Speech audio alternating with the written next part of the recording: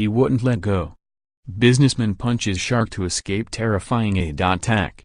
Mr. Newman, from London, self-medicated with painkillers, a couple of shots of tequila and a mojito during a 3-hour rescue mission off the Galapagos Islands in the Pacific Ocean. The advertising boss said, "His eyes were no more than a meter away from me, this massive shark head with white eyes. We were just staring at each other with my whole foot in his mouth. He wouldn't let go. I punched him harder and harder until he let go. I just went into automatic mode." A 16-strong group were snorkeling towards a group of sea lions in the last activity of their holidays on Saturday afternoon. After the attack, he was taken by dinghy to a hospital 3 hours away. Mr. Newman was due to travel home to the UK today. The 45-year-old, who co-founded advertising agency do.com, added, "Half of my foot looked like it was hanging off. I didn't feel any pain when I saw my bones and tendons. I could just see the blood pumping. It was the longest 3 hours of my life. When I close my eyes, all I can see is the shark's white eye and my foot in his mouth.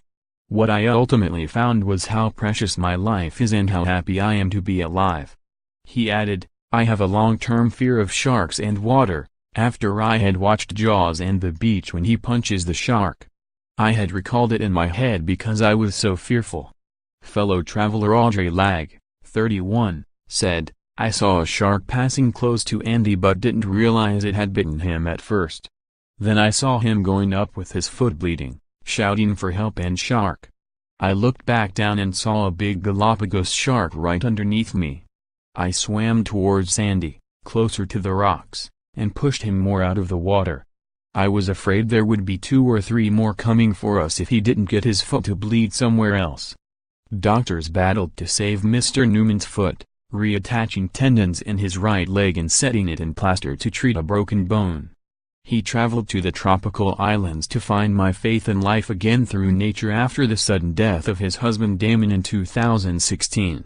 British Dr. Catherine Gilbert, who was also part of the tour group, said, "Unsurprisingly, I've never dealt with a shark bite working in the UK. I just found some strong painkillers and tried to stop the bleeding, which we managed with a bandage and a lot of towels.